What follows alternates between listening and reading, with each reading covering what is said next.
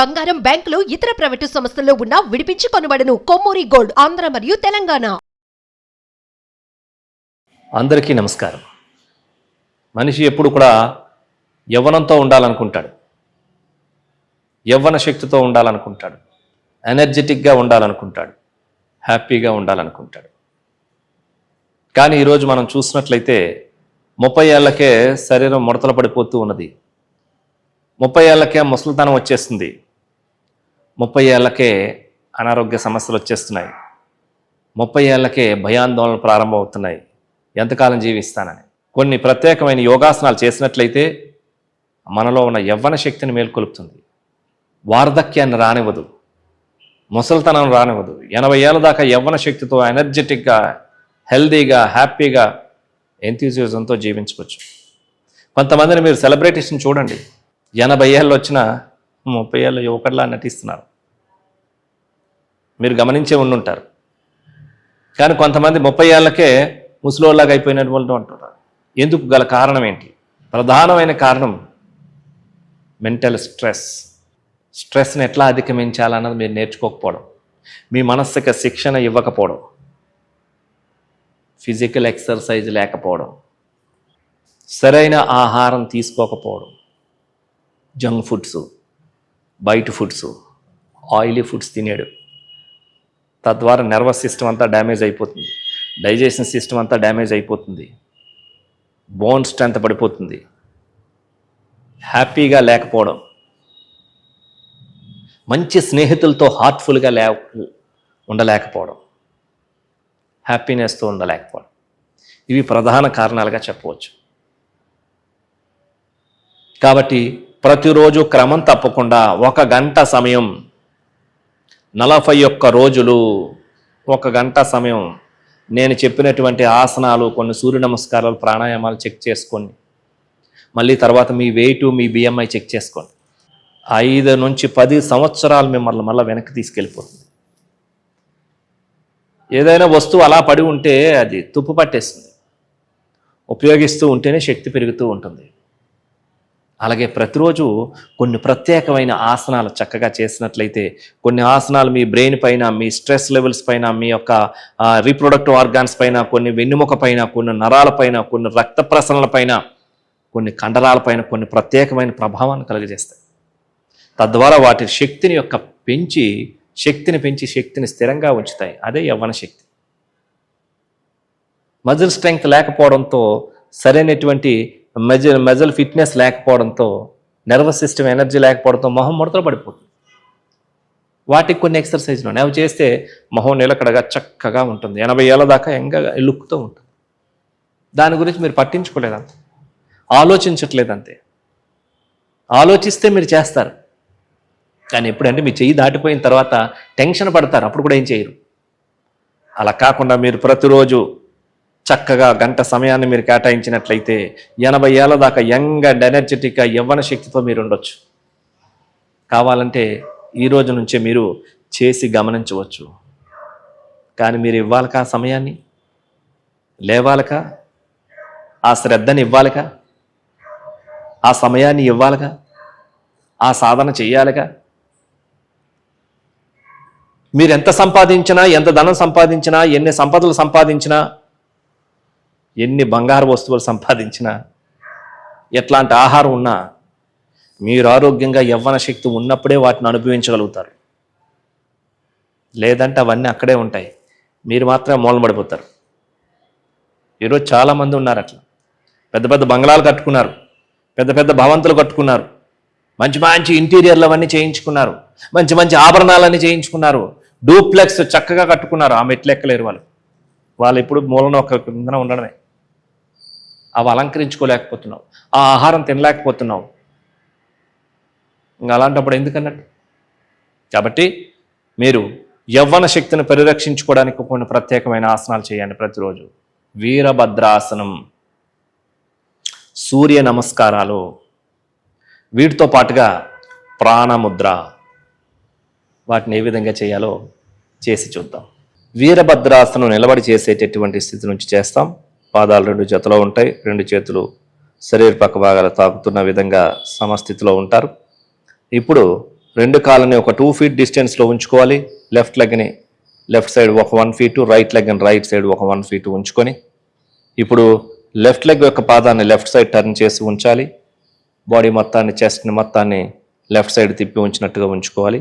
అలాగే ఇప్పుడు left leg యొక్క మోకాలను ఫోల్డ్ చేస్తూ రెండు చేతులు రేజ్ చేసి బ్రీత్ ఇన్ చేస్తూ బ్రీత్ అవుట్ చేస్తూ కాస్త హెడ్ రైజ్ చేసి ఆసన స్థితిలో స్థిరంగా ఉండాలి. దీన్నే వీరభద్ర ఆసనం. ఈ ఆసనం యొక్క ప్రభావం మెడ కండరాలపైన, థైరాయిడ్ గ్రంథి పైన, ఛాతి కండరాలపైన, వీపు కండరాలపైన, తొడల కండరాలపైన, స్టమక్ పైన, ఊపిరితిత్తులపైన ప్రభావాన్ని కలుగజేస్తూ ఉంటుంది. ఇప్పుడు హ్యాండ్స్ రిలీజ్ చేసి లెఫ్ట్ లెగ్ మోకాలను కూడా రిలీజ్ చేసి లెఫ్ట్ లెగ్ యొక్క పాదాన్ని స్ట్రైట్గా చేసుకొని అదేవిధంగా ఇప్పుడు రైట్ సైడ్ కూడా చేయాలి. రైట్ సైడ్ యొక్క పాదాన్ని రైట్ సైడ్ తిరిగి ఉంచి ఇప్పుడు రైట్ నీ ఫోల్డ్ చేసి బ్రీత్ ఇన్ చేస్తూ హ్యాండ్స్ రైజ్ చేస్తూ బ్రీత్ అవుట్ చేస్తూ కొద్దిగా వెనక్కి వెళ్ళాలి. ఆసన స్థితిలో స్థిరంగా ఉండాలి. ఇప్పుడు ఆసన స్థితి నుంచి బయటికి రండి. హ్యాండ్స్ రిలీజ్ చేసి రైట్ లెగ్ కూడా రిలీజ్ చేయాలి. అదేవిధంగా ఇప్పుడు సూర్య నమస్కారాలు. ఇవి అత్యంత శక్తివంతమైనటువంటివి. 12 భంగిమలతో కూడినటువంటి ఈ సూర్య నమస్కారాలు చేస్తే మరి మీ యొక్క కాలు బొటనవేలు దగ్గర నుంచి తలభాగం వరకు కూడా పూర్తిగా శక్తిని నింపేటటువంటి ఆసనాలే సూర్య నమస్కారాలు.